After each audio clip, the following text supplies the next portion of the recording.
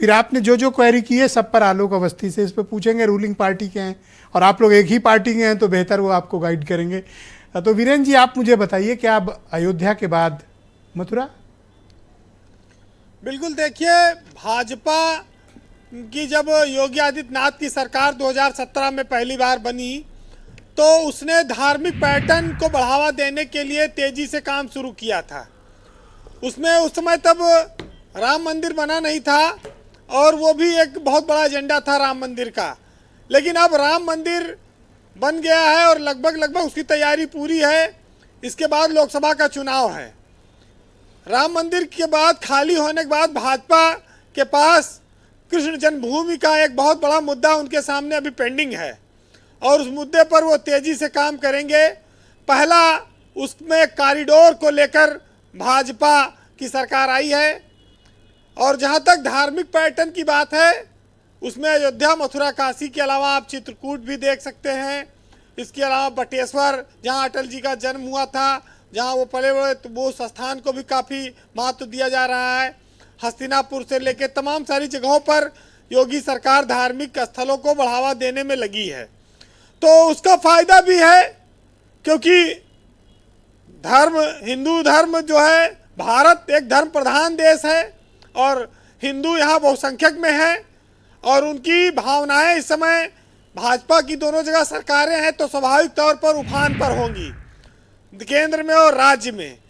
और ऐसे में बांके बिहारी कॉरिडोर का अब शिलान्यास होना, उसका मूर्त रूप लाने वाले वक्त में लेना, पर्यटन को बढ़ावा देने के नाम पर कुछ चीज़ें आगे बढ़ेंगी। काशी में पर्यटन का विस्तार भी हुआ है कॉरिडोर से, काशी विश्वनाथ कॉरिडोर से, लेकिन आज भी पूरे उत्तर प्रदेश में सबसे ज़्यादा पर्यटक आगरा में आते हैं और उसके बाद दूसरे नंबर पर मथुरा जिला है जहां पर सबसे ज़्यादा पर्यटक आते हैं। तो मथुरा के लिए ये बड़ी सौगात होगी। लेकिन कृष्ण जन्मभूमि का जो विवाद है उसको भी एक अब नई हवा, नई दिशा मिलेगी, इससे कोई इनकार नहीं कर सकता। परिवहन बढ़ेगा, होटल व्यवस्था बढ़ेगी, खान पान का विस्तार होगा, विदेशी सैलानी भी काफ़ी आएंगे, लेकिन उसके साथ साथ सियासत को भी धार मिलेगी और आप ये देखेंगे आने वाली वक्त में कि किस तरह से यहाँ परिवर्तन होता है। ब्रजेश जी, ये कहा जा सकता है कि आगामी लोकसभा चुनाव के लिए एक पटकथा तैयार हो रही है और कृष्ण जन्मभूमि का मुद्दा गरमाएगा और श्री कृष्ण जन्मभूमि स्थान पर आज तक देश का कोई प्रधानमंत्री नहीं गया है। अगर मोदी वहां दर्शन करने जाते हैं तो देश के पहले प्रधानमंत्री होंगे जो श्री कृष्ण जन्मभूमि है। हालांकि ये देखना होगा कल, लेकिन इतना जरूर साफ है कि जो पार्टी हमेशा हिंदुत्व के एजेंडे पर चलती है वो लोकसभा चुनाव के मौके पर कृष्ण जन्मभूमि को प्रमुख एजेंडा बना सकती है और उसका हिंदुत्व कार्ड बहुत पुराना है, वो चलता रहा है। अभी प्रधानमंत्री के जाने के बाद फिर 28 तारीख से वहां पर आरएसएस के संघ प्रमुख मोहन भागवत भी अपना कार्यक्रम चलाने के लिए आ रहे हैं जी। तो एक राम मंदिर का जो मुद्दा था निर्माण का, उसको बीजेपी सुलझा चुकी है।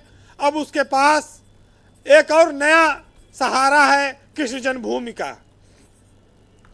वैसे बीजेपी में एक नया गाना शुरू हुआ है कि जो राम को लाए हैं वो कृष्ण को भी लाएंगे। ओके। एक नया गाना भी तुकबंदी आई है और इस पर आगे काम होगा और 2024 तक ये पूरी तरह से मैं इनको दीपक मिश्रा और सुधा मिश्रा को बता रहा था कि अलर्ट हो जाओ, लेकिन इन लोग को भी नहीं दिख रहा है। ब्रजेश जी, कृष्ण के लेकर बड़ी सारी दावे हैं राजनीति के अपने अपने। भाजपा कृष्ण जन्मभूमि के विवाद को लेकर आगे बढ़ती रही है, लेकिन अखिलेश यादव भी अपने आप को कृष्ण का वंशज बताते हैं।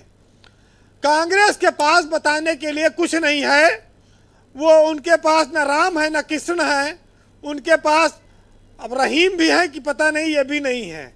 लेकिन समाजवादी पार्टी के लिए कृष्ण का बड़ा महत्व है और जब ये लड़ाई आएगी आगे सामने चरम पर तो देखिएगा इसमें भाजपा और सपा आमने सामने होंगी। और इस देश की सियासत में उत्तर प्रदेश में माना भी गया है कि जितना भाजपा हिंदुत्व के एजेंडे को धार देती है, समाजवादी पार्टी उतने उससे टकराती है। और लेकिन आप देख रहे होंगे कि इन दिनों ये लोग विरोध नहीं कर रहे हैं वीरेन जी, बल्कि सपोर्ट में दो और चौपाई बोल देते हैं। इनका पॉलिटिकल एजेंडा डिरेल कर दिया बीजेपी ने।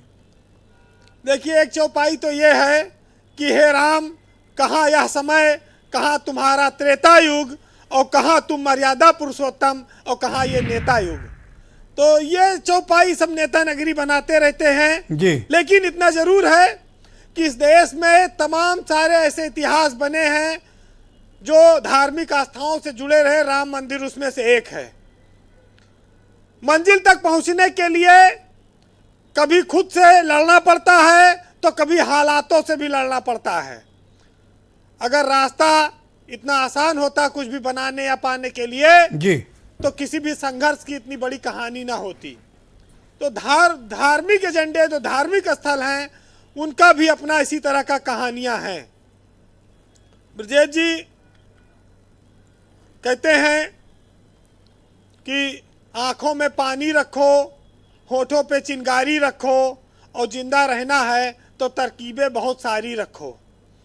और राह के पत्थर से बढ़ के कुछ नहीं है मंजिलें, और रास्ते आवाज देते हैं, बस अपना सफर तुम जारी रखो। और तुलसी तुलसी सब कहें, तुलसी बन की घास, और भाई कृपा रघुवीर की, बन गए तुलसीदास। वाह वीरेन जी वाह, ज़बरदस्त, बहुत शुक्रिया आपका।